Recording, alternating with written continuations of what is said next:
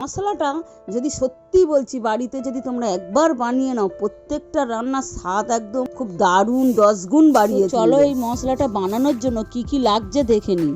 গরম কড়াইয়ের মধ্যে গোটা জিরেটাকে ভাজছি লাল লাল করে, যাতে এটা মচমচে হয়, খুব সহজেই গুঁড়ো করে নেওয়া যায়। আমি দেখছো সমানে খুন্তিটা নাড়িয়ে যাচ্ছি, নাড়ানো যদি বন্ধ করে দিই জিরেটা পুড়ে যাবে। দেখছো আমি কড়াটা নামাতে নামাতেও জিরেটাকে নাড়ছি সমানে। জিরে ভাজাটাকে একটা বাটির মধ্যে নামিয়ে নিলাম। চলো এরপরে দেখে নিই আর কি লাগছে। গরম কড়াইয়ের মধ্যে গোটা গোলমরিচটাকে ভালো করে নাড়িয়ে চাড়িয়ে ভাজছি। ভাজা হয়ে গেছে, একটা বাটির মধ্যে নামিয়ে নিলাম। গরম কড়াইয়ের মধ্যে গোটা গরম মশলা দিয়ে দিলাম, এলাচ লবঙ্গ দারচিনি দিয়ে ভালো করে নাড়িয়ে চাড়িয়ে এর গন্ধটা অসাধারণ।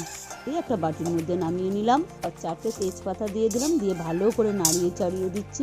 তেজপাতার গন্ধটাও খুব সুন্দর বেরোচ্ছে। নাড়িয়ে চাড়িয়ে নিচ্ছি যাতে না পুড়ে যায়। একটা বাটির মধ্যে নামিয়ে নিলাম। এরপর 4টে শুকনো লঙ্কাকে দিয়ে দিলাম।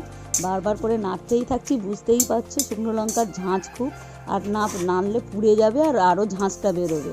কিচেনে সবাইকে স্বাগতম। আশা করছি তোমরা সকলেই ভালো আছো, আমিও ভালো আছি। তো আজকে তোমাদের জন্য একটা স্পেশাল মশলা নিয়ে এসেছি। তোমরাও চাইলে নিরামিষি দিনগুলো এই মশলাগুলো ভেজে গুঁড়ো করে রাখতে পারলে ঘরে, দেখবে নিরামিষি তরকারিতে যদি একটু ছড়িয়ে দেওয়া যায় টেস্টটা ভালো হয়, গন্ধটাও ভালো হয়। তো মশলাগুলোকে মিক্সিতে ভালো করে আমি গুঁড়ো করে নিচ্ছি। মশলাটা হয়ে গেছে, একটা শুকনো কৌটোর মধ্যে ভালো করে নামিয়ে রেখে দিচ্ছি। এই মশলাটা তোমরা চাইলে 6 মাস রাখতে পারবে।